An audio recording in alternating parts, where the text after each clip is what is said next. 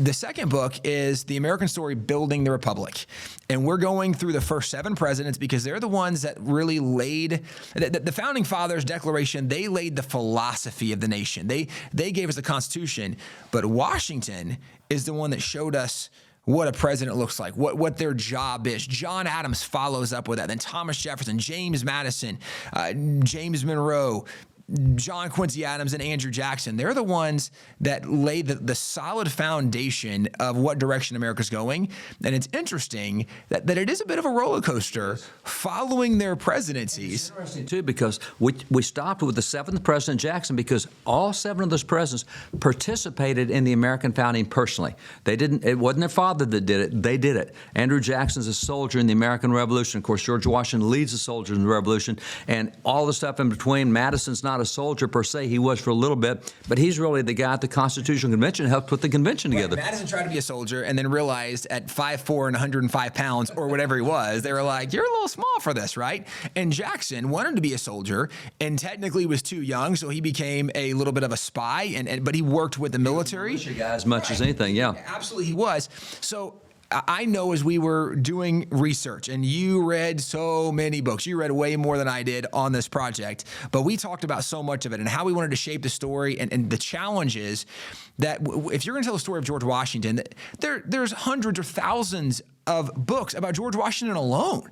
So how do you give the essence of George Washington, reducing it enough to fit in a book without losing the heart, right? The value, the vision, and similar, whether it be a John Adams, a Thomas Jefferson, even a James Madison. Now, once you get to Monroe or once you get to John Quincy Adams, not as many biographies about them. Andrew Jackson, there's a lot more because he was a Southern hero, right? Battle of New Orleans, a lot of stuff he was noted for. But in all of your research, what are some of the things that stood out to you that maybe surprised you? Because I know there's a few times you were reading something and you would call or email and be like, look what I just found. And we'd talk through it. Some really remarkable stuff. There's a few times that we were talking and I said, hey, I think we really need to include this. And you said, I don't think so. I said, I think this is a big deal. And then you started researching it and you realized, that's a big deal. There's actually people that believe this. And I was telling you, like my generation, we've heard a lot of this nonsense that how far we've come in those couple decades between what your generation largely was taught and what my generation is being taught, and even the rising generation now, how far it's come from what they're being taught.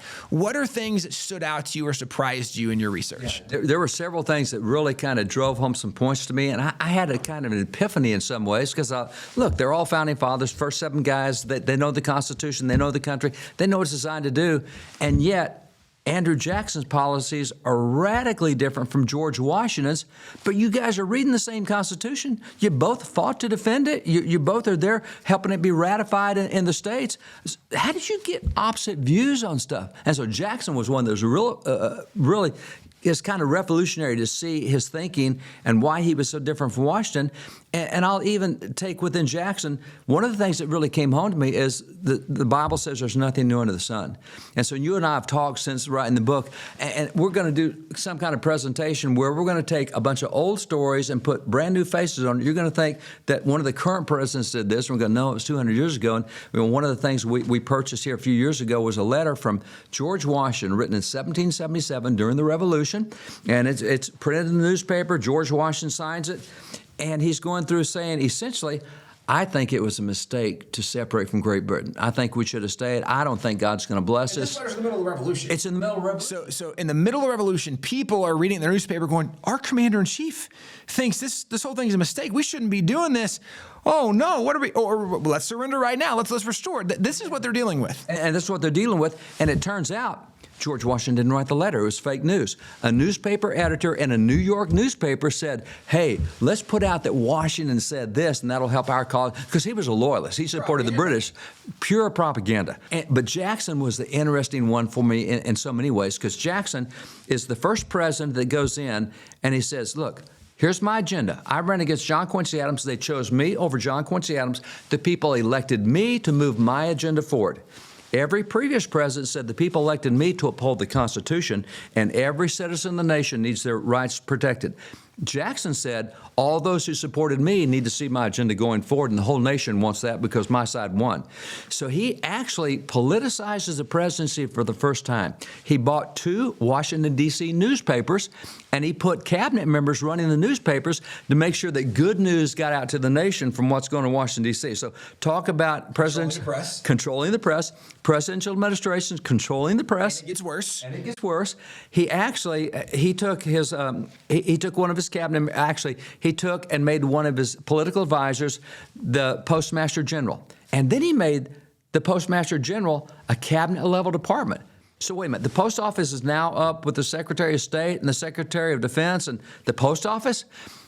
The guy in the post office said, hey, we're going to allow all these other states in the South, we're going to allow postmasters not to deliver mail they disagree with. Specifically, anti-slavery pieces. In the South, we're going to let the postmasters edit all the mail. If it's anti-slavery, they're not going to let. And so there are actually pictures in the time of these guys gathering in post offices, going through the mail and burning the anti-slavery mail in the South. So a presidential administration working with the media to promote propaganda, working to cancel or their opponents. Right. I mean, it's super interesting along these lines. One of the things we've talked about, and I don't want to spend several hours, although we could very easily, dealing and diving deeper into this, but kind of wrapping up some of this thought. One of the things we noticed, and maybe more to this you can speak to if you think there needs to be a little clarification and correction, but James Monroe and Andrew Jackson were the 2 more than any others who it wasn't that they didn't uphold constitutional things necessarily. They're the ones that separated the Constitution from the values of the Declaration. Where when you look at Washington, Adams, Jefferson, Madison, even though they had some significant differences in their presidency, they all still believed in the philosophy of the Declaration and used that philosophy to apply to the Constitution. John Quincy Adams unquestionably believed in that philosophy, applied it to the Constitution. Where you see the biggest deviations are when they separated the value system from the Constitution. And once you lose sight of why are we doing what we're doing, it's easy to, even legally speaking, become abusive with the law, distort the law, which is where you begin to see Andrew Jackson violating all these Indian treaties, laying the foundation for what became known as the Trail of Tears. So much that is there, virtually every president. But you can't say that what he did was unconstitutional, which is the interesting part. It is terrible policy, but it violated an explicit clause of the Constitution. That's one of the things that struck us. I was looking at a Bible verse just last night in 2 Corinthians 3:6. The Bible says, the letter of the law kills, the spirit of the law gives life. And it goes back, Jesus was talking about the Sabbath, and by the time Jesus came along, man was made to serve the Sabbath. And Jesus said, no, it was not that way. God made Sabbath to serve the man. Man is more important than the Sabbath. And so they had these legal people at the time that took away the spirit of the law and said, Sabbath, and we'll kill you if you don't do what's right. I mean, you get stoned for violating the Sabbath. That wasn't what God planned. So you have the same thing with Jackson Monroe. They would take the Constitution, but John Quincy Adams, I think, really drove it home. He taught, and George Washington especially did, his farewell address. If you try to interpret the Constitution without the value system on which it was built, then you're going to abuse it. And that's what Jackson did. Yeah. And George Washington said, look, the value system we used was religion and morality. Anyone who tries to apply this without religion and morality, don't let them call themselves a patriot. That's big. Yeah. And so you have that. And then John Quincy Adams said, the Declaration is where we put the value system. The Constitution is how we showed you how to operate under the value system. But you can't separate the Declaration from the Constitution. And so with John Quincy Adams, when he is Secretary of State for James Monroe, and James Monroe, who is pro-slavery, says, we need to do the Missouri Compromise. We're going to allow federal territory to expand slavery.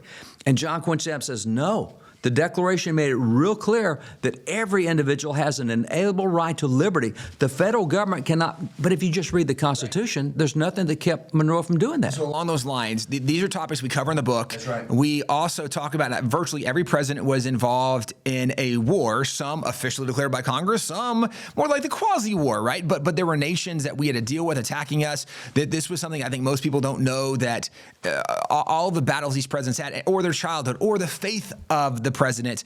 We kind of go through and explore in as abbreviated fashion as possible, 20, 30, 40 pages, a president, and really still very story oriented. What was so great about the American story, the beginnings, is there were so many stories involved where it doesn't feel like you're reading a textbook, right? You're really reading a storybook, learning about these people, but seeing the value system, their faith, that golden thread throughout it. The second book, Building the Republic,